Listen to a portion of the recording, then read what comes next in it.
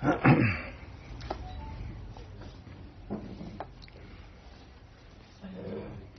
اللہ الرحمن الرحیم نحمدہ ونصلی علی رسول کریم اعوذ باللہ من الشیطان الرجیم بسم اللہ الرحمن الرحیم ان کنتم تحبون اللہ فاتبعونی یحببکم اللہ صدق اللہ.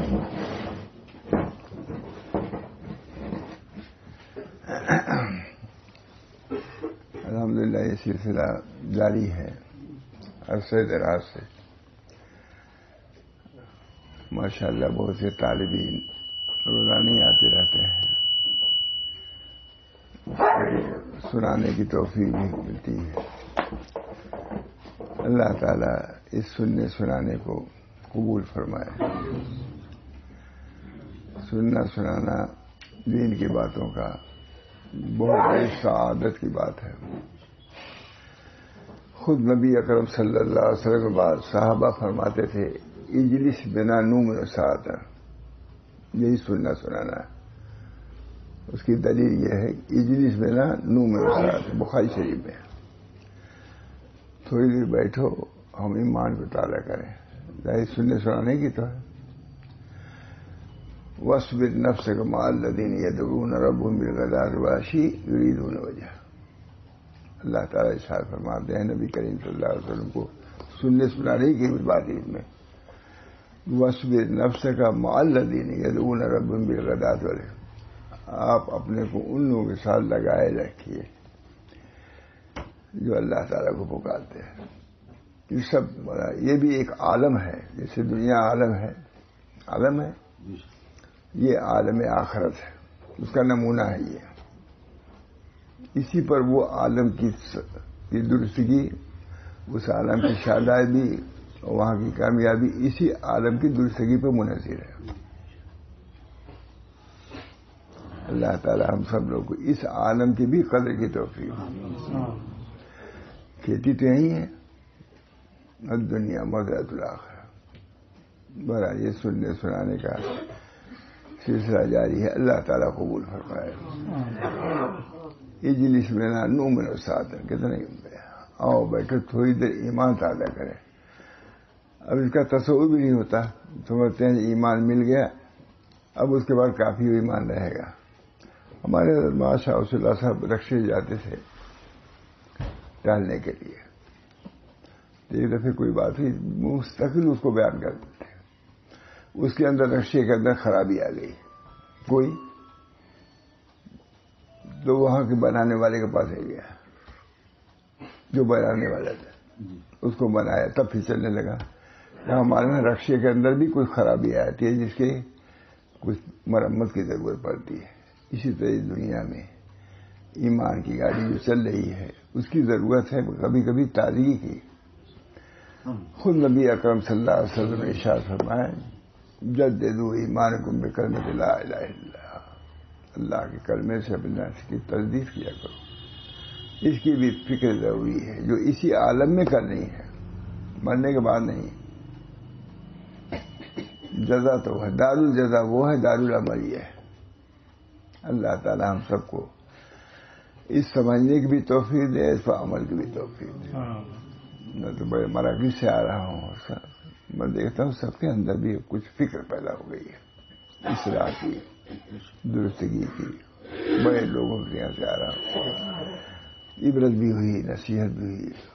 سب کو فکر کچھ کچھ ہے ہی ہے. کیا کرنا ہے ہم کو، آگے کیا کرنا ہے. مراکز کی بات کر رہا ہوں. اللہ تعالی ہم سب کو اپنے کو سمجھنے کی، اپنے رب کو سمجھنے کی توفیق دے. من عرف نفسہ عرف ربہ. بہت مشہور حدیث یہ حضرت علی مقولہ. جو اپنے کو پہچانے تم ہو کون، تم اللہ کے بندے ہو، رب نہیں ہو. تم کو اطاعت کرنی ہے، فرما برداری کرنی ہے. اپنی اطاعت نہیں کرانی ہے، اللہ کی اطاعت کرنی ہے تم کو. بہرحال بہت ان کنتم تحبون اللہ فاتبعونی یحببکم اللہ. یہ میں سنا بھی چکا ہوں شاید. لیکن اس وقت ذہن میں آیا کہ یہی سنا دوں. فرماتے ہیں یہ اشراق و قواعد تزکیۃ النفوس ایک رسالہ ہے. 10 قاعدے ہیں نفوس کے تزکیے کے لیے. افریقہ کے آدمیات انہوں نے دیا تو اس کی ہم نے تشریح کیا, ترجمہ کیا. واقعی اس لائق ہے کہ یہ سنایا جائے. تیسرا قاعدہ کیا ہے؟ چوتھا قاعدہ حضور صلی اللہ علیہ وسلم کے اسوہ کو رہبر بنانا ہے. اللہ تک پہنچنے کے لیے تزکیہ نفوس کی ضرورت ہے, اور تزکیہ نفوس کے لیے ان اعمال پر عمل کریں جو ہے 10 واقعی جامع ہے. چوتھا قاعدہ کیا ہے؟ اللہ تعالیٰ کی ارشاد ہے لقد کان لکم فی رسول اللہ اسوۃ حسنہ. تم لوگوں کے لیے یعنی ایسے شخص کے لیے جو اللہ تعالیٰ سے اور روز آخرت سے ڈرتا ہو اور کثرت سے ذکر الہی کرتا ہو, رسول اللہ صلی اللہ علیہ وسلم کا ایک عمدہ نمونہ موجود ہے. وَلَكُمْ فِي رسول اللہ, رسول اللہ صلی اللہ علیہ وسلم کو جو اسوہ ہے وہی اللہ تک پہنچنے کے لیے. بہت مصنوعی میں ہے کہ ابو علی سینا بغیر حضور کے پہنچنا چاہتا تھا, اللہ تک نہیں پہنچنے دیا. کہا نہیں, برزخ حضور صلی اللہ علیہ وسلم, مخلوق و خالق کے درمیان میں برزخ درمیانی رسول اللہ صلی اللہ علیہ وسلم. تمہاری یہ حیثیت, تمہاری یہ لیاقت نہیں تھی کہ تم اللہ تک براہ راست پہنچتے. رسول اللہ صلی اللہ علیہ وسلم برزخ ہے درمیان میں, وہی تم کو پہنچا سکتے ہیں. یہ بہت طریقہ ہے. اللہ تعالیٰ کا ارشاد ہے لقد کان لکم فی رسول اللہ اسوۃ حسنہ لمن کان یرجو اللہ والیوم الآخر وذکر اللہ کثیرا. تم لوگوں کے لیے یعنی ایسے شخص کے لیے جو اللہ تعالیٰ سے اور روز قیامت سے ڈرتا ہو اور کثرت سے ذکر الہی کرتا ہو, رسول اللہ صلی اللہ علیہ وسلم کا ایک عمدہ نمونہ موجود ہے. بیان القرآن ترجمہ کیا ہے, کلیہ بیان کر دیا. اب اس کی تشریح سنیے. قال ابن کثیر هذه الآیۃ الکریمہ اصل کبیر فی التأسی برسول اللہ صلی اللہ علیہ وسلم باقوالہ وافعالہ واحوالہ. یہ تو آیت ابن قیم کیا لکھ رہے ہیں, زبردست. ابن کثیر نے فرمایا یہ آیت کریمہ اصل کبیر ہے حضور صلی اللہ علیہ وسلم کے اقوال اور افعال اور احوال کے اختیار کرنے پر, جو تینوں میں تم اختیار کرو گے. اس وقت مطلب ان کنتم تحبون اللہ فاتبعونی, میری اتباع کرو. ہمارے امام محمد صاحب کہتے تھے کہ ظاہری عبادی سب سنتوں میں عمل کرو, صرف ظاہر نہیں. ان کنتم تحبون اللہ فاتبعونی, اتباع کرو میری. کس میں اتباع کرو؟ فی اقوالہ و احوالہ و اعمالہ. صرف اتنے کی اتباع کرو بس سنتے نہیں, باطنی چیزوں میں بھی اتباع کرنا ہے. حضور کی تواضع کیسی تھی, انکسار کیسا تھا, زہد کیسا تھا, توکل کیسا تھا, اس پر بھی نظر رکھنی پڑے. پتہ ہر نبی سے کہا گیا لا اسألکم اجر, میں تم سے اجر کا سوال نہیں کرتا. سب سے بڑا اسوہ نبی کا یہ ہے, وہ اعلان کرتا ہے کہ میرا بھروسہ اللہ پر, تم سے امید نہیں رکھتا. تمہیصا للنصیحت و اضاحۃ للتہمت, تہمت کی اضاحت دور کرنے کے لیے اور نصیحت کو خالص کرنے کے لیے بیداری نکلا. ہر نبی کے اسوہ, سب سے پہلا اسوہ یہ ہے جب مخلوق میں آتا ہے تو وہ مطمئن کرتا ہے کہ تم سے ہماری غرض نہیں ہے سوائے اس کے کہ تم ہماری بات مانو, کوئی غرض نہیں. لکم فی رسول اللہ اسوۃ حسنہ, سب سے پہلی لا اسألکم. ہر نبی سے یہ اعلان کرایا گیا ہے کہ میں تم سے اجر کا سوال نہیں کرتا. صاحب بیداری لکھتے ہیں اضاحۃ للتہمت و تمہیصا للنصیحت, نصیحت کو خالص کرنے کے لیے اور تہمت کو ظاہر کرنے کے لیے کہ اگر اجر کا سوال کرو گے تو تم متہم ہو جائے گی, تمہاری دعوت کا کوئی اثر نہیں ہوگا. شاہ ولی اللہ صاحب نے وصحب الناس علی شریعتین, وصحب الناس, 2 شرطوں پر مصاحبت جو کرو. قطع الطمان الناس واما فی ید الناس, قطع الطمان الناس واما فی ید الناس. قطع طمع لوگوں سے، وہ حسن الخلق ما کل احد، قطع طمع کا مطلب یہ نہیں کہ آپ ان سے بد اخلاقی کریں، باوجود طمع نہ رکھنے کے، امید نہ رکھنے کے، اخلاق سے پیش آنا ہوگا. یہ نہیں کہ ہم کو تمہاری ضرورت نہیں تو بدخلقی کرنے لگو، نہیں.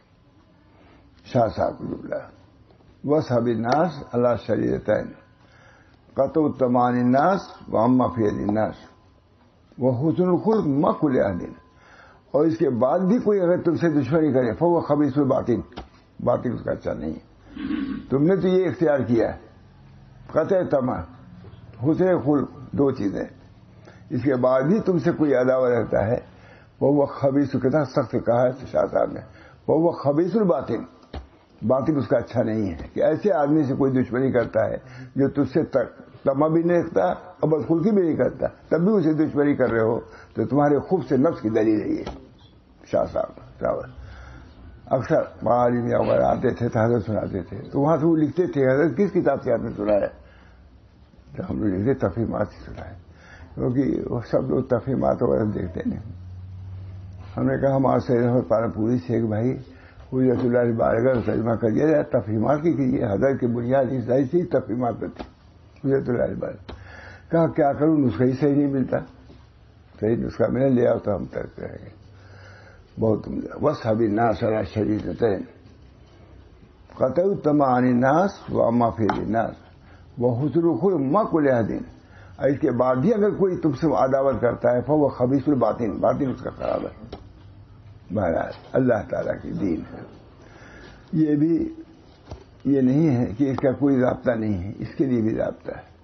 اللہ تعالیٰ نے اپنے راستے کے لیے ضابطے بھی دیے، نبی کے زبان سے، اہل اللہ کے زبان سے، ائمہ کے زبان سے اس کو کہلوا دیا ہے. کہتے ہیں آخرت سے ڈرتا. کہتے ہیں قال ابن کثیر کتنے بڑے محدث ہے، مفسر ہے. هذه الآية الكريمة أصل كبير في التأسي برسول الله صلى الله عليه وسلم في أقواله وأفعاله وأحواله، تینوں میں تب کمال ہوگا. صرف اتباع سنت صرف آپ نے دائیں بائیں سے کر لیا ہے، یہ بھی ضروری ہے، لیکن اس پر بس نہ کیجیے، آگے بڑھیے. یہ سلوک ہے خدا تک پہنچنے کا. اللہ تعالی ہم سب کو اس کی توفیق. سلوک خدا بندی راستہ اللہ کا ہے. معمولی درجے کے لیے کتنی محنت کرنی پڑتی ہے اللہ تک پہنچنے کے لیے. حضرت یعقوب صاحب فرماتے ہیں کہ یہ راستہ طویل در طویل ہے، پوری عمر لگا دو تب بھی طے نہیں ہو سکتا، اپنی محنت سے طے نہیں ہوگا. لیکن اگر اللہ کی مہربانی ہو جائے تو ایک آن میں طے ہوتا ہے. حضرت یعقوب صاحب استاد الائمہ، حضرت تھانوی کے استاد تھے. بہت کہا لکھوں کا لاکھ چاہیے اس سفر کو طے کرنے کے لیے، لیکن اپنے سے طے کرو گے تب ہے یہ، لیکن اللہ کی عنایت ہو جائے تو ایک آن کے اندر تم ہو. ہمارے حضرت ایک مثال دیتے تھے بہت. ایک بادشاہ بیٹھا تھا اپنے محل پر، چھت پہ بیٹھا ہوا تھا، امیر کبیر آدمی. تو ایک بزرگ جا رہے تھے نیچے سے، دوسرے بلایا کہ جس انداز بلایا ہو، بلایا بھر ان کو. وہ کیسے آتے، پہلے سے لفٹ وفٹ تو تھی نہیں، یہ سب رہتا تھا، رسا ہوا کوئی رہتا اسے کھینچ لیتے تھے، کمند کرتے اس کو. گئے کیسے میں آؤں اوپر، کہیں کمند جا رہی ہے، اس کو پکڑ کے آ جائیے. پہنچ گئے وہاں. بہت سناتے تھے واقعہ، 10ویں عمر تو ہمیں سنا ہوگا. پہنچ گئے، کہا کہ آپ خدا تک پہنچے، کیسے پہنچے؟ وہ بادشاہ نے پوچھا ان بزرگ سے کہ خدا تک کیسے پہنچے؟ کہا جیسے آپ تک پہنچے. اب متحیر، کہا میں غریب آدمی ہوں، میں آپ تک پہنچنا چاہتا تو کیسے پہنچ سکتا تھا؟ آپ نے کمن لٹکا دیا، کھینچ لیا، پہنچ گیا. اسی طریقے سے اللہ تعالیٰ کے سے جب توجہ کرتا ہے، اللہ چاہتا ہے تو ایک آن کے اندر بلا لیتا ہے. جیسے آپ تک پہنچنا ہمارے لیے دشوار تھا، آپ نے کمن لگا دیا، اللہ نے قرآن نازل کیا، حبل اللہ، اللہ کی رسی. پہلے قرآن متعلق ہے اس میں بیان، اس کے بعد یہ بہت سناتے تھے، فرماتے تھے ایک، اور اس کے بعد نقطہ ان کا رہتا تھا کہ آپ لوگ سب سمجھتے ہوں گے کہ جلدی سے کمنٹ ہو جائے ہم پہنچ جائیں، یہ ان کا ایک خاص انداز، آپ تو یہ سمجھتے ہوں گے کہا لیکن گھر سے وہاں تک تو پیدل آئے تھے، تب کمند آئے گی، یہ مطلب پہلے اس جذب کے لیے سلوک کی ضرورت ہے، تو گھر سے اس دربار تک کیسے آئے، یہ ضرور فرماتے تھے کہ آپ یہ بھی کہ آپ لوگ سمجھتے تھے اسی کمند ہو جائے ہم پہنچ جائیں، وہ انداز تھا ان کا، کہا سلوک کے بعد ہی جذب ہوتا ہے عموماً، ان بزرگ نے سلوک کیا کہ وہاں محل تک آئے تب نے کمند آئی، اس کے گھر نہیں گئی کمند، مطلب ہے کہ یہ کچھ کرنے کی ضرورت ہے، کامیابی تو کام سے ہوگی نہ کہ حسن کلام سے ہوگی، ذکر کے التزام سے ہوگی اور فکر کے اہتمام سے ہوگی، اس کی ضرورت ہے۔ اللہ تعالی ہم سب لوگوں کو سلوک کو آسان فرما دے، جلد فرمائے، لیکن سلوک کا ارادہ تو اس پر کرتے تھے کہ بھائی گھر سے اپنے وہاں تک تو پیدل گئے تھے نا، سلوک اتنا تو کرو، تو جب خواجہ باقی اللہ سے پوچھا کیسے آپ پہنچے، کہا جذب تم اللہ، ایک جذب آیا اس کو کھینچ لیا اس نے، لیکن اس جذب کے لیے بھی تو صلاحیت ہونی چاہیے، طلب ہونی چاہیے، طلب ہی نہیں تم کہہ رہے اندر، سب سے بنیادی چیز تو طلب ہے، جب آپ اس کے قائل ہی نہیں تو الزمکموہا وانتم لہا کارہون، جس چیز کو آپ ناپسند کرتے ہیں اس کو اللہ دینے والے ہیں، طلب تو پیدا کرے، طلب بھی اللہ کی نعمتوں میں سے، چونکہ طلب بجان طالب مسلط میں شود مستولی میں شود، جب طلب جان طالب پر مستولی غالب ہوتی ہے تو اس کے سامنے کوہ شامخ اور بحر ذخار ہیچ نہ میل، بڑے بڑے پہاڑ اور بڑے بڑے سمندر اس کو ماننے نہیں ہو سکتے، طلب تو پیدا کرو، اس طرح بنیادی چیز در ارادت بار شادی کا فرید تا بیابی گنج فنا کلید، ارادت میں پختہ ہو جاؤ تاکہ تمہارے یہ راستہ کھول دیا جائے، در ارادت بار شادی کا تا بیابت گنج فنا کلید۔ اللہ تعالیٰ ہم سب لوگوں کو وہ کلید کہاں ملے گی، نبی صلی اللہ علیہ وسلم کی سنت، یہی بیان کر رہے ہیں۔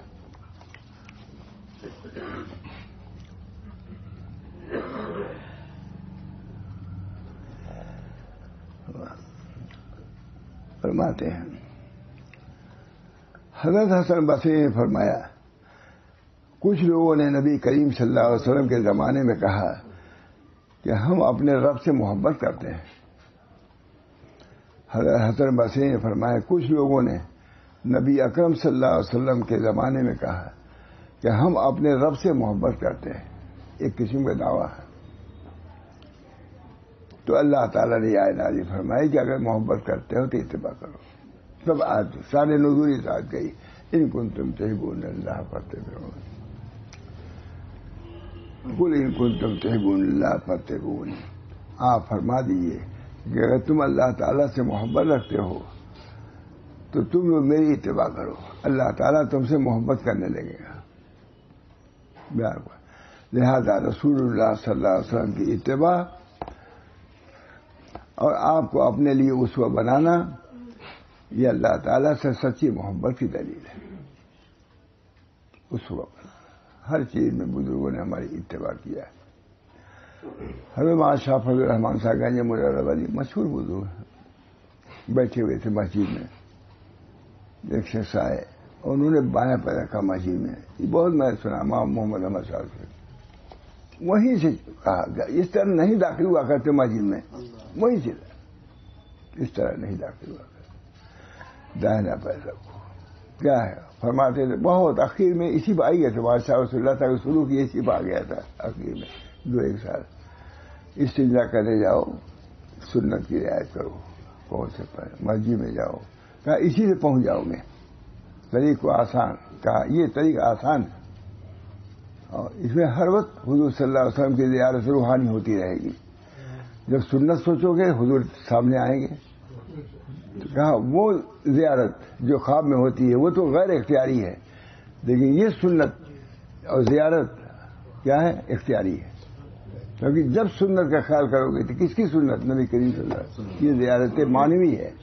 اور زیارت روحانی ہے، یہ مفت کی ہے. ذرا سا کوشش کرو. بارہ اللہ ہم سب کو توفیق بہت. لہذا رسول اللہ صلی اللہ علیہ وسلم کی اتباع اور آپ کو اپنے لیے اسوہ نمونہ بنانا یہ اللہ تعالیٰ سے سچی محبت کی دلیل ہے. اس لیے کہ نبی اکرم صلی اللہ علیہ وسلم کی اتباع اور ابتداء اور آپ کے سیدھے راستے پر چلنا ہی اصل ہے اور عین تزکیہ ہے. یہی تزکیہ ہے. اور تزکیہ تک پہنچنا ممکن ہی نہیں بغیر ان چیزوں کو جن کو لے کر نبی کریم صلی اللہ علیہ وسلم تشریف لائے تھے.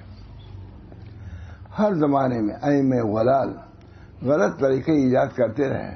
آج بھی غلط، اس سے نبی خدا تک پہنچے گے نہیں پہنچو گے، اس سے نہیں پہنچو گے. وہاں جانے معلوم ہوا کہ بالکل غلط راستہ تھا. ہر زمانے میں ائمہ غلال گمراہ لوگ ایسے غلط طریقے ایجاد کرتے ہیں جن کے بارے میں یہ دعویٰ ہوتا ہے کہ یہ طریقے نفوس کا تزکیہ کرتے ہیں اور دلوں کو مہذب بناتے ہیں اور اللہ تعالیٰ سے تعلق کو مضبوط کرتے ہیں وغیرہ. ایسے ائمہ ضلال لوگوں کی جماعت سے الگ رہو. تاریخ جگہوں میں یہ خلوت نشینی کی تاکید کرتے ہیں اور سب چیزیں ایسی ہیں جو سنت کے اگر خلاف ہیں تو تم کو خدا کے قریب نہیں کریں گے، دور کر دیں گے. یقول علامہ قیم تذکرہ اصحاب منت کہتے ہیں، ابن قیم کہتے ہیں، ترجمہ سناتا ہوں. علامہ ابن قیم فرماتے ہیں کہ تزکیہ نفوس جسمانی علاج سے زیادہ سخت اور دشوار ہے. جو شخص اپنے نفس کا تزکیہ ایسی ریاضت اور مجاہدہ اور خلوت سے کرے جو کام انبیاء سے منقول نہیں، تو اس مریض کی طرح ہے جو اپنا علاج خود اپنی رائے تجویز سے کرتا ہے، جبکہ اس کی رائے طبیب کی معرفت اور مہارت کے مقابلے کیا حیثیت رکھتی ہے. ایک ہے معالج ہے اور ایک اپنی رائے سے آپ کر رہے ہیں. دوری ہوگی، صحت کی طرف نہیں جاؤ گے، مرضی کی طرف جاؤ گے، ہلاک ہو جاؤ گے. بس تمام انبیاء و رسول علیہ الصلوۃ والسلام قلوب کے اطباء ہیں. بس تمام انبیاء و رسول علیہ الصلوۃ والسلام قلوب کے اطباء ہیں.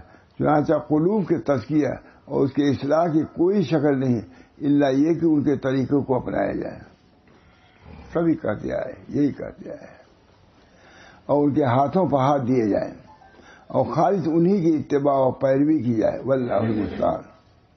وَأَيْضًا فَجَمِيعُ الْأَعْمَالُ النَّبِيِّ الَّتِي نہیں، وہ تمام اعمال جن کا منقول ہونا نبی صلی اللہ علیہ وسلم سے ثابت نہیں وہ مردود ہوں گے، کوئی اس کا درجہ نہیں. سنت اللہ تعالیٰ کہتے ہیں کرامات بھی وہی کرامات ہیں، خرق عادات. کرامات میں کیا ہوتا ہے؟ خرق عادات، ہوا پہ چل رہا ہے، پانی چل رہا ہے، اڑ رہا ہے، اس کو خرق عادات. اس کی بھی دو ہے. ایک تو کرامات ہیں. کرامات کب ہوں گی خرق عادات؟ جب مقرون بے اتباع سنت ہوں، سنت کے ساتھ مقرون ہے تب وہ کرامات ہیں. اور اگر کرامات مطلب خرق عادات ہیں لیکن اس کے ساتھ اتباع سنت نہیں ہے تو وہ جوگ ہے. الہ آباد کا طریقہ ہے، الہ آباد کے لوگ نام ہے. یہاں کے جوگیوں کو بھی کلپ ہوتا ہے، مجاہدات کرتے ہیں، رات رات بھر کھڑے رہتے ہیں سنگوں پر، ایک پیر پر یہاں پر. تو ان کو بھی کچھ ملتا ہے لیکن وہ نہیں جو انبیاء کے لوگوں کو ملتا ہے. بتا دیتے ہیں کہاں چور جا رہا ہے، وہیں بیٹھے بیٹھے بتاتے تھے ان کے معالجات کا. ان کے اس بنا پر وہ معتبر نہیں ہے. معتبر وہ ہے جو سنت کے راہ سے مقرون بے اتباع سنت. اتباع سنت کا جو مقرون ہو خرق عادت اڑ رہا ہے، لیکن اگر مقرون بھی اتباع سنت نہیں ہے وہ جوگ ہے، کوئی درجہ نہیں ہے. وہ اڑنا جو مقرون بے اتباع سنت ہے وہ کرامت ہے. صورت ایسا ہے لیکن فرق ہے، وہ مردود ہے، یہ مردود نہیں ہے. یہ کرامات ہے. کرامات تو اعزاز کے طور پہ دیا جاتا ہے. اور یہ چیزیں تو بس جو لکھا ہے کہ بعض بوٹیاں ایسی ہوتی ہیں، لکھا علماء نے، بعض جڑی بوٹیاں ایسی اس کی وجہ سے اڑنے لگتا ہے آدمی. اس کا کوئی درجہ نہیں ہے. جو اتباع سنت کے طور پر کوئی چیز اگر ملے تو اس کی قدر کرو، ورنہ اس کی طرح التفات بھی نہ کرو. فرماتے ہیں امام نے فرمایا آپ صلی اللہ علیہ وسلم کی ذات گرامی میزان اکبر ہے، سب سے بڑا ترازو وہی ہے، معیار انکار بس سے شاید اس کام کی معیار 3 چیزوں میں، کتاب اللہ و سنت رسول اللہ و سیرت سلف، معیار انکار بس سے۔ شیخ قوام الدین بھی گوئل اس کام کے معیار تھے کتاب اللہ و سنت رسول اللہ و سیرت سلف بھی اس کے اندر ہے۔ اللہ ہم لوگوں کو ان طریقوں پر رکھے گا، گمراہی آتی، راستے میں گمراہی ہوتی، گمراہی تو راہ سے ہے، جب راستہ گم ہو مقصد تک نہیں پہنچ سکو گے۔ لکھا ہے، علماء نے لکھا ہے کہ پوچھتے لگے ہوئے حالقین کے گئے آگے، کوئی غرور پیدا ہو گیا، پندار پیدا ہو گیا، سنت کے خلاف کیا، وہیں سے واپس۔ اللہ یہ بھی راستہ ہے مجھ صاحب، غور کرنے کی بات ہے۔ کہیں دور سے دور جانا ہوتا ہے، کتنا سوچ سمجھ کے جاتے ہیں، دیکھتے رہتے ہیں راستہ غلط تو نہیں جا رہے ہیں، کوئی غلط گاڑی پہ تو نہیں بیٹھ گئے۔ اس میں بھی ہم کو آپ کو سوچنا ہے کہ صحیح راستے پہ چل بھی رہے ہیں یا نہیں چل رہے ہیں۔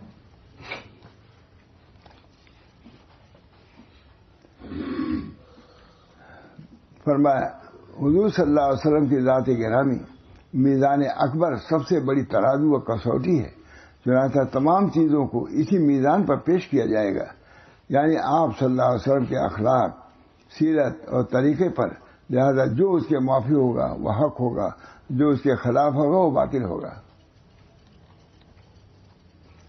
لہذا جو تزکیہ نفس کا ارادہ رکھتا ہو اس پر واجب ہے کہ عین رسول اکرم صلی اللہ علیہ وسلم کی ابتدا اور طریقے کے عین مطابق اپنے نفس سے مجاہدہ کرے، اور سارے ایجاد کردہ نئے نئے طریقوں سے کلی طور پر اجتناب کرے، جن کے بارے میں ان کے موجودین کا دعویٰ ہے کہ وہ نفوذ کا تزکیہ کرتے ہیں، بالکل غلط ہے۔